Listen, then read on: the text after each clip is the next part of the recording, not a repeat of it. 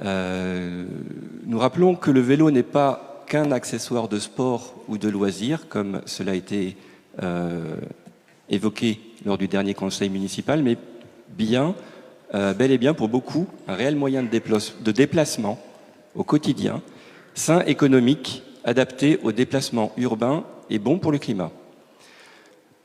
Pourriez-vous préciser l'enveloppe budgétaire allouée à ce plan ?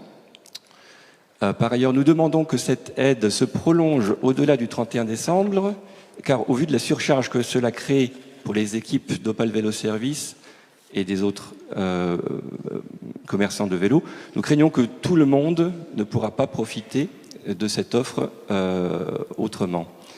D'autres villes ont déjà mis en place depuis longtemps cette mesure de façon pérenne. L'exclusion, par ailleurs, des vélos de course à cette offre ne nous paraît pas souhaitable ni acceptable. En effet, de nombreux cyclistes utilisent ce type de vélo pour leurs déplacements quotidiens. Et cela irait donc, à ce titre, à l'encontre du motif poursuivi.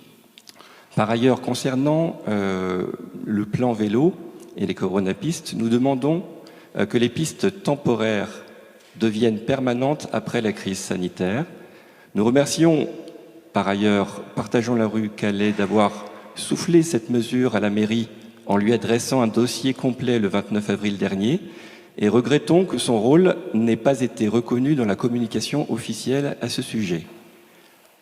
Toujours au sujet du plan vélo, nous rappelons à la mairie que dans le même esprit de facilitation du trafic vélo en ville, nous nous associons à la demande de Partageons la rue Calais et demandons à la mairie de respecter la loi qui impose par 2 décrets de 2008 et 2015 la généralisation des doubles sens cyclables permettant en zone 30 à un vélo d'emprunter un sens unique à contresens, lui évitant ainsi des détours longs et inutiles.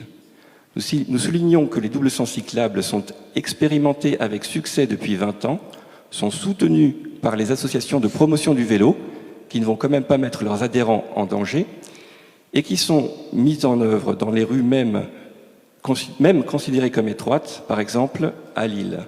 Je vous remercie. Monsieur Marco Truffin.